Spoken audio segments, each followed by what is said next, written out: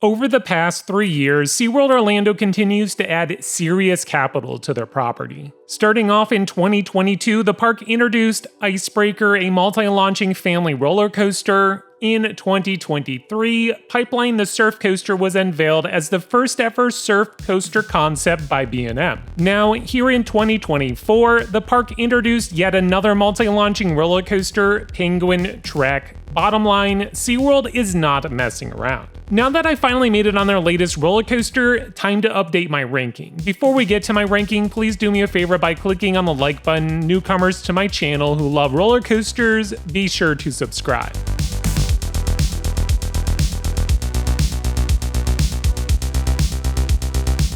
For those who are new to these types of videos, not only will I provide you my ranking, but we'll be splitting up their coaster collection into categories. These categories are Kiddie Coaster, Dumpster Fire, Middle of the Road, Good Coasters, and finally, the Elite Roller Coasters. As always, let's start at the bottom, the Kiddie Coasters.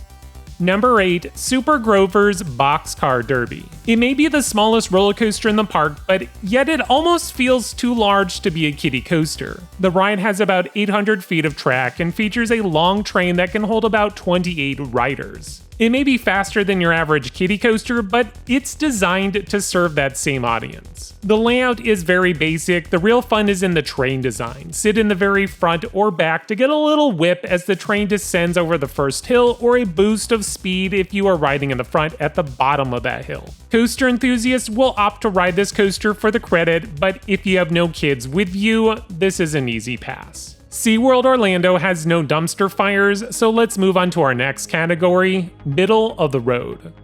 Number 7, Journey to Atlantis. The original roller coaster at SeaWorld Orlando, in fact, this is the first ever roller coaster to be featured at a legacy SeaWorld property. Considering it a roller coaster might be a stretch for some, but this is more of a water ride log flume style attraction than roller coaster. What makes this classify as a roller coaster would be the finale. The ride takes a diving turn to the left that leads up into a twisted airtime hill of sorts before slamming into the splashdown. Majority of the ride is indoors, which I would say is where this attraction shines. The theming is decent but not breathtaking. The 2 drops are exciting, but again, I wouldn't say that they are anything more special than what you would find on a log flume. Because the thrills are more in line with a family attraction, that's why I kind of end it here in the middle of the road.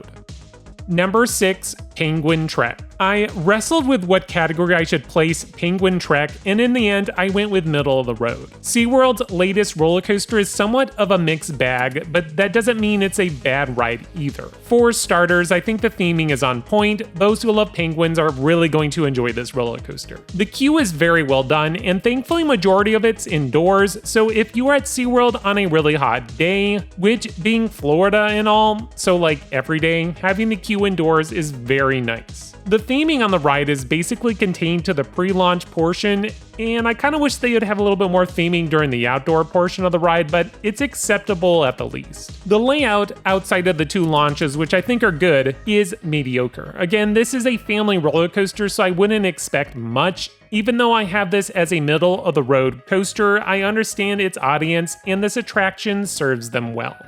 Number 5, Kraken. Opening in 2000, this is when I think SeaWorld got serious with their attractions. They were no longer going to be just an aquarium. Kraken opened to the public with rave reviews, and it continues to be a popular ride amongst guests. Kraken features 7 inversions that really pack a punch. I would even argue that Kraken is one of the most intense roller coasters in the park. The ride is built alongside a body of water, which makes for some nice interaction. The tunnel at the end of the ride is another good moment. That final corkscrew also has a nice bite to it, letting this ride go out on a bang. With all the positive aspects I mentioned, you might be wondering why I don't have this coaster in the good coaster category. Well, there's one major reason, and that's the rattle.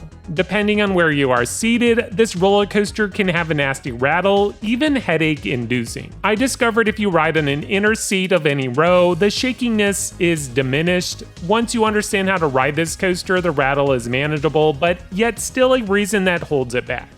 Okay, now we come to the good coasters at SeaWorld. Number 4, Pipeline the Surf Coaster. After many years of remaining idle, B&M took their stand-up roller coaster and evolved it into something better. The ride still has its flaws, but it's night and day from the original stand-up coaster. The seats now bob up and down, allowing for a little give as you fly through some of the stronger elements of the ride. The launch is an excellent launch. That first jolt pushes you into your seat, then as you are accelerating, Pipeline has an airtime hill, setting the pace for what this ride is all about. The classic stand-up coaster had more inversions and strong positive G-forces. Well, B&M learned from their previous endeavors and changed the focus of the ride. Now it's more airtime and sweeping turns. There's really nothing quite like airtime when you are standing up. Your feet can freely kick out from underneath you. After a year of operation, I noticed that the train had a little rattle to it, and the tightness of the vest restraints were a little more constricting. Thankfully, I didn't think it was a deal breaker though. If the weather would have cooperated, I would gladly ride Pipeline multiple times over. Number 3. Icebreaker. This ride had a rocky start. It was supposed to open in 2020, but the pandemic pushed it all the way back to 2022. Once we finally got the coaster, the ride still had a couple problems that they needed to work out. First was the rider minimum height requirement of 54 inches. Icebreaker was sold as a family coaster, which most aim for a 48-inch height requirement or less. But because of the comfort collars, the park had no other option than to move forward with a taller height requirement, which led to awkward situations where my daughter Braylon was able to ride Iron Gwazi at Busch Gardens Tampa, but wasn't tall enough to ride Icebreaker. Speaking of the comfort collars, that was the second problem. They would get in the way and continue slapping your neck and chest throughout the ride. Thankfully, both issues were remedied when the park was able to remove the comfort collars the following year. Now the height requirement is down to 48 inches and rider experience couldn't be better. As for the roller coaster itself, I consider this ride to be underrated. The roller coaster is an ejector airtime machine. The launches may not be powerful, but the bunny hills, top hat, and other various elements really provide a punch. The train design, like most modern trains from Premier Rides, could use some adjustment like more legroom and better lap bar design, but this shouldn't stop you from enjoying a great family coaster. In fact, calling it a family coaster might be a little stretched because, like I said, the ejector airtime is pretty strong.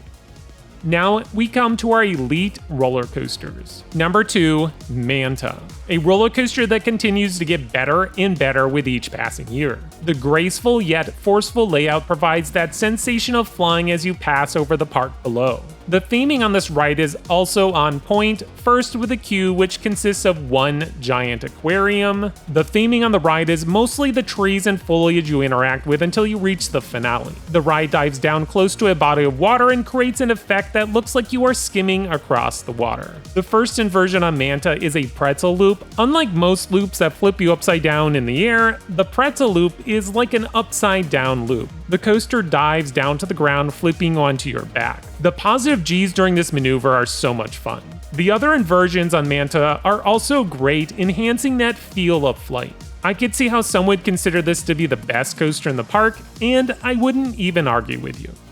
Number 1, Mako. 4 years in running, Mako continues to hold up as my favorite roller coaster at SeaWorld Orlando. The stats, when compared to other hypercoasters, may not sound impressive, but it's all about execution and Mako really delivers on the thrills. Starting with the first drop, Mako continues to provide massive amounts of airtime. You will be floating out of your seat for seconds at a time. After 8 years of operation, Mako continues to be butter smooth. I would argue that this is one of the smoothest roller coasters by B&M. The ride does lose some momentum post mid-course break run, but the first 2/3 of the ride is miles better than most roller coasters. During my rides this year, I noticed that the trims were hitting a little harder than usual, which was a little disappointing, but thankfully the best airtime moments aren't really affected by the trim breaks. Even with the trims, Mako is still a hypercoaster that can rival any other hypercoaster.